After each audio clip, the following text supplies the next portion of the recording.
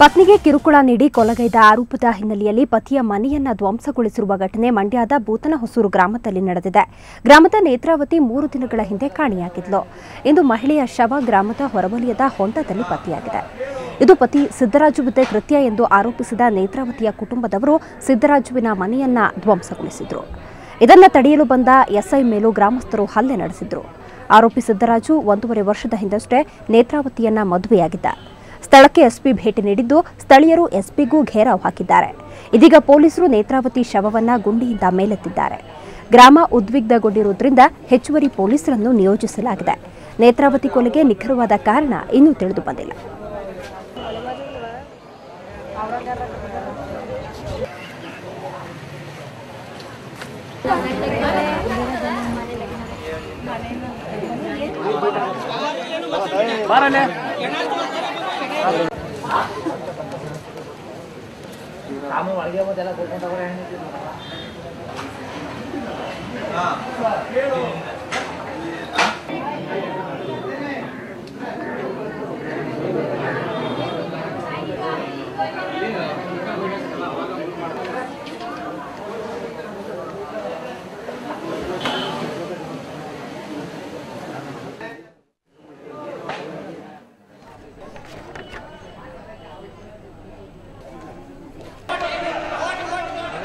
ಪತ್ನಿಗೆ ಕಿರುಕುಳ ನೀಡಿ ಕೊಲೆಗೈದ ಆರೋಪದ ಹಿನ್ನೆಲೆಯಲ್ಲಿ ಪತಿಯ ಮನೆಯನ್ನ ಧ್ವಂಸಗೊಳಿಸಿರುವ ಒಂದು ಘಟನೆ ಮಂಡ್ಯದ ಬೂತನಹೊಸೂರು ಗ್ರಾಮದಲ್ಲಿ ನಡೆದಿದೆ. ಗ್ರಾಮದ ನೇತ್ರಾವತಿ 3 ದಿನಗಳ ಹಿಂದೆ ಕಾಣೆಯಾಗಿರುತ್ತಾಳೆ. ಇಂದು ಮಹಿಳೆಯ ಶವ ಗ್ರಾಮದ ಹೊರವಲಯದಲ್ಲಿ ಪತ್ತೆಯಾಗಿದೆ. ಅದು ಕೂಡ ಒಂದು ಹೊಂಡದಲ್ಲಿ ಪತ್ತೆಯಾಗಿರುತ್ತೆ. ಇದು ಪತಿ ಸಿದ್ದರಾಜುವಿನ ಕೃತ್ಯ ಅಂತ ಆರೋಪಿಸಿದ ನೇತ್ರಾವತಿಯ ಕುಟುಂಬದವರು ಸಿದ್ದರಾಜುವಿನ ಮನೆಯನ್ನ ಧ್ವಂಸಗೊಳಿಸಿರ್ತಾರೆ. ಇದನ್ನು ತಡೆಯಲು ಬಂದಂತಹ ಎಸ್ಪಿ ಮೇಲೂ ಗ್ರಾಮಸ್ಥರು ಹಲ್ಲೆಯನ್ನ ನಡೆಸಿರ್ತಾರೆ. ಆರೋಪಿ ಸಿದ್ದರಾಜು 1.5 ವರ್ಷದ ಹಿಂದಷ್ಟೇ ನೇತ್ರಾವತಿಯನ್ನ ಮದುವೆಯಾಗಿರ್ತಾನೆ. ಸ್ಥಳಕ್ಕೆ ಎಸ್ಪಿ ಭೇಟಿ ನೀಡಿದ್ದಾರೆ. ಸ್ಥಳೀಯರು ಎಸ್ಪಿಗೂ ಘೇರಾವನ್ನ ಹಾಕಿದ್ದಾರೆ.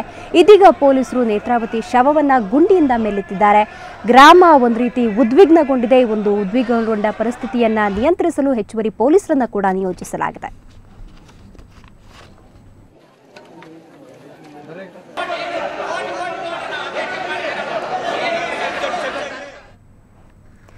ಪ್ರೀತಿಸಲು ಒಲ್ಲೆಯಿಂದ ಯುವತಿಗೆ ಪ್ರೀತಿಸಿದವನೇ ಚೂರಿಯಿಂದ ಇರಿದ ಘಟನೆ ಚಾಮರಾಜನಗರ ಜಿಲ್ಲೆ ಕೊಳ್ಳೇಗಾಲದಲ್ಲಿ ನಡೆದಿದೆ. ಇರಿತಕ್ಕೆ ಒಳಗಾದ ಹುಡುಗಿ ಅನುಷಾ ಮೈಸೂರಿನ ಕೆಆರ್ ಆಸ್ಪತ್ರೆಯಲ್ಲಿ ಚಿಕಿತ್ಸೆ ಪಡೆಯುತ್ತಿದ್ದಾಳೆ. ಆಕೆಯ ಸ್ಥಿತಿ ಚಿಂತಾಜನಕವಾಗಿದ್ದು ಸಾವು ಬದುಕಿನ ನಡುವೆ ಹೋರಾಡ್ತಾ ಇದ್ದಾಳೆ. ವೆಂಕಟೇಶ್ ಎಂಬಾತ ಚಾಕುವಿನಿಂದ ಇರಿದು ಪರಾರಿಯಾಗಿದ್ದಾನೆ. ಇರಿತಕ್ಕೆ ಒಳಗಾದ ಅನುಷಾ ಕೊಳ್ಳೇಗಾಲದ ಮಹದೇಶ್ವರ ಡಿಗ್ರಿ ಕಾಲೇಜಿನಲ್ಲಿ ದ್ವಿತೀಯ ಬಿಎಸ್ಸಿ ಓದ್ತಾ ಇದ್ಲು.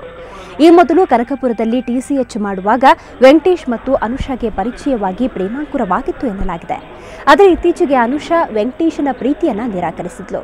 ಇದು ವೆಂಕಟೇಶ್ ಸಿಟ್ಟಿಗೆ ಕಾರಣವಾಗಿತ್ತು. ಹಾಗಾಗಿ ಮಾತಾಡಕ್ಕೆ ಹೋಗಿದೆ ಅಂತ ಅನುಷಾಳನ್ನ ದೇಗುಲವೊಂದರ ಬಳಿ ಕರೆದೊಯ್ದು ವೆಂಕಟೇಶ್ ಆಕೆಯನ್ನ ಚೂರಿಯಿಂದ ಎರೆದಿದ್ದಾನೆ.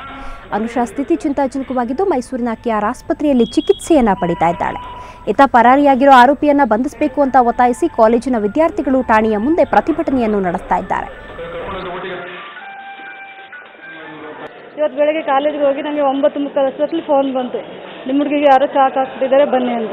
ಅಲ್ಲಿ ದೇವಸ್ಥಾನ ಪಕ್ಕದಲ್ಲಿ ವಿನಾಯಕ ದೇವಸ್ಥಾನ ಇದೆ, ಅಲ್ಲಿ ಪಕ್ಕದಲ್ಲಿ ಹೋಗಿ ನೋಡಿದಾಗ ಅಲ್ಲಿ ಬಿದ್ದಿದ್ಲು. ಮತ್ತೆ ಆಸ್ಪತ್ರೆ ಕರ್ಕೊಬಂದು ಕೊಳ್ಳೇಗಾಲದಲ್ಲಿ ಸೇರಿಸಿ ಮತ್ತೆ ಅಲ್ಲಿಂದ ಇಲ್ಲಿಗೆ ರೆಫರ್ ಮಾಡಿ ಇಲ್ಲಿ ಕರ್ಕೊ ಬಂದಿದ್ದೀವಿ. ಹುಡುಗ ಪರಿಚಯ ವೆಂಕಟೇಶ್ ಅಂತ ಸರ್, ಆ ಹುಡುಗನ ಹೆಸರು ಇಲ್ಲ ಸರ್, ಗೊತ್ತಿಲ್ಲ. ನಮ್ಗೆ ಯಾರಿಗೂ ಮುಖ ಪರಿಚಯ ಇಲ್ಲ. ಸುಮ್ಮನೆ ಹೆಸರು ಹೇಳಿ ಈ ತರ ಅಂತ ಹೇಳ್ಬಿಟ್ಟು ಹೇಳಿದ್ರು. ಮಾಜಿ ಶರಣೆ ನಿವೇದಿತಾ ಪತಿ ಚೇತನ್ ನಾಪತ್ತೆ ಸ್ಟೋರಿಗೆ ಹೊಸ ಟ್ವಿಸ್ಟ್ ಸಿಕ್ಕಿದೆ. ಚೇತನ್ ನಿವೇದಿತಾ ಮನೆಯಲ್ಲಿರೋ ಬಗ್ಗೆ ಈಗ ಮಾಹಿತಿ ಸಿಕ್ಕಿದೆ. ಚೇತನ್ ನಿನ್ನೆಯಿಂದ ಕಾಣೆಯಾಗಿದ್ದಾರೆ ಅಂತ ಆತನ ತಾಯಿ ರತ್ನಮ್ಮ ಚಿತ್ರದುರ್ಗ ಪೊಲೀಸರಿಗೆ ದೂರನ್ನ ನೀಡಿದ್ರು. ಮಗನನ್ನ ಹುಡುಕಿ ಕೊಡಿ ಅಂತ ಮನವಿ ಮಾಡಿದ್ರು. ಆದರೆ ಇದೀಗ ಚೇತನ್ ದಾವಣಗೆರೆ ಜಿಲ್ಲೆ ಚನ್ನಗಿರಿಯ ಬೆಂಕಿಕೆರೆ ಗ್ರಾಮದಲ್ಲಿನ ತನ್ನ ಹೆಂಡತಿ ಮನೆಯಲ್ಲಿರೋದು ಗೊತ್ತಾಗಿದೆ. ಸನ್ಯಾಸ ಸ್ವೀಕರಿಸಿ ಶರಣೆಯಾಗಿದ್ದ ನಿವೇದಿತಾ ನಂತರ ಚೇತನ್ರನ್ನ ಪ್ರೀತಿಸಿ ಮದುವೆಯಾಗಿದ್ರು. ಆದರೆ ಇತ್ತೀಚೆಗೆ ನಿವೇದಿತಾ ಮತ್ತು ಚೇತನ್ ನಡುವೆ ಭಿನ್ನಾಭಿಪ್ರಾಯ ಉಂಟಾಗಿ ಇಬ್ರು ಬೇರೆಯಾಗಿದ್ದಾರೆ ಅನ್ನೋ ಸುದ್ದಿಯೂ ಇತ್ತು. ಇದೀಗ ಚೇತನ್ ದಿಢೀರ್ ಕಾಣೆಯಾಗಿದ್ದಾನೆ ಅಂತ ಚೇತನ್ ತಾಯಿ ಪೊಲೀಸರಿಗೆ ದೂರು ನೀಡಿರುವಾಗಲೇ ಆತ ಹೆಂಡತಿ ಮನೆಯಲ್ಲಿರೋ ಬಗ್ಗೆ ಮಾಹಿತಿ ಬಂದಿದೆ. ನಿವೇದಿತಾಳ ಜೊತೆ ಮದುವೆಗೆ ಚೇತನ್ ತಾಯಿಯ ವಿರೋಧ ಇತ್ತು ಅನ್ನೋದನ್ನ ಇಲ್ಲಿ ಗಮನಿಸಬೇಕಾದ ಅಂಶವಾಗಿದೆ.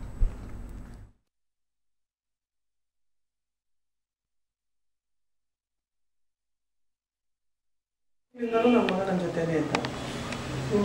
ನಿನ್ನೆ ಮಧ್ಯಾಹ್ನ ಯಾರೋ ಇಬ್ಬರು ಹುಡುಗರ ಜೊತೆಗೆ ಕಾಂಪೌಂಡ್ ಹತ್ರ ಮಾತಾಡ್ತಾ ನಿಂತಿದ್ದೆ. ನಾನು ಅಡುಗೆ ಮಾಡ್ತಾ ಇದ್ದೆ ಒಳಗೆ. ಆಗ ಬಿಡು ಫ್ರೆಂಡ್ಸ್ ಹತ್ರ ಮಾತಾಡ್ತಿದ್ದಾನೆ ಯಾರೋ ಅಂತಂದು ನಾನು ಅಡುಗೆ ಮಾಡಿ ಊಟ ಕರೆಯೋಣ ಅಂತಂದು ನಿನ್ನೆ ಮಧ್ಯಾಹ್ನ ಟೈಮ್ ಆಗಿರೋದ್ರಿಂದ ಊಟ ಕರೆಯೋಣ ಅಂತ ಹೊರಗೆ ಬಂದೆ. ಅವ್ರು ಇರಲಿಲ್ಲ, ಹುಡುಗರು ಇರಲಿಲ್ಲ, ಅವನು ಇರಲಿಲ್ಲ. ಆ ಹುಡುಗರು ಯಾರು ಅಂತ ಗೊತ್ತಿಲ್ಲ. ಆದರೆ ಅದಾದ ನಂತರ ಇದುವರೆಗೂ ಮೊಬೈಲ್ಸ್ ಫೋನ್ ಕೂಡ ಸ್ವಿಚ್ ಆಫ್ ಆಗಿದೆ. ಎಲ್ಲೂ ಕೂಡ ಹುಡುಕಿದರೆ ಸಿಗ್ತಾ ಇಲ್ಲ. ಸಂಬಂಧಿಕರು ಮನೆಯಲ್ಲಿ